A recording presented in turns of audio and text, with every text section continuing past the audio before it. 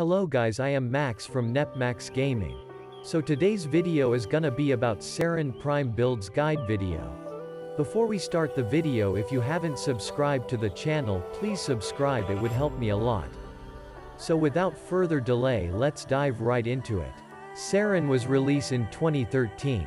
Saryn quickly became one of the most loved damage dealer in the game. Even though she spreads a lot of toxicity around, her unique skill set makes sure that everyone enjoys playing her or with her. She deals a great amount of damage, can kill entire rooms full of high-level enemies and is able to sustain herself while doing so, as long as you choose the right build.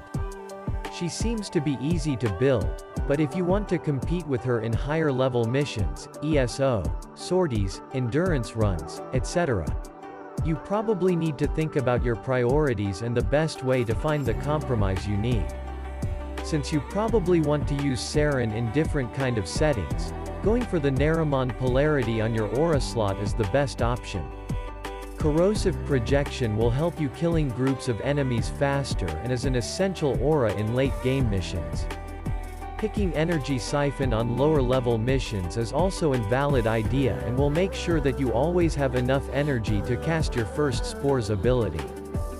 Building around other abilities is most likely not what you want to do unless you are looking for a super casual build that you'd like to try just for fun. This build is pretty much what you want to pick if you are planning on doing some lower level missions.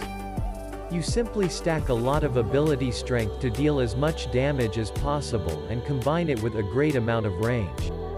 The latter will help you to spread your spores around the whole map and therefore increase your clear speed by a lot.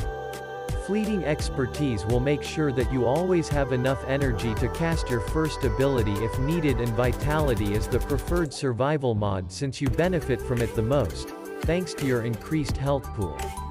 This build is super useful for Void Fisher missions or normal mission types up to a level of 60. If you plan to do missions with higher level enemies, you should probably switch to one of the other spores builds. Farming Elite Sanctuary Onslaught, ESO, is one of the main reasons why Saryn is one of the most used DPS warframes in the current meta. She can quickly clear the entire map and protect herself while doing so. This build is aimed at high-level missions with a random group, or even solo play, and combines a good amount of strength and range with a lot of survivability. Especially the combination of vitality and regenerative molt is a big reason why Saryn is so popular at the moment. Regenerative molt is used to make sure that you always have enough energy for your abilities, and quick thinking gives you another shot at surviving lethal attacks. Some players prefer this build over everything else and use it even in lower level missions. It still has a very good clearing speed and will help you in longer runs or even in pre-made groups that don't use a trinity. If you ever have the luxury of finding a pre-made group with a dedicated goal, ESO, farming relics, farming resources, etc., picking this build will give you even better damage and clearing speed.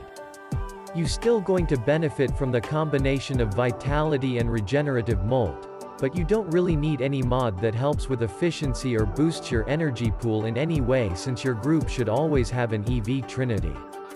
Other than that, this build is very easy to understand.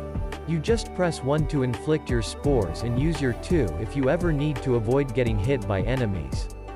Regenerative molt will also allow you to give your Trinity teammate more time to react and heal you up if needed. So guys, that's it for the video. If you have some suggestion or if you don't agree with the builds in the video, please comment down below.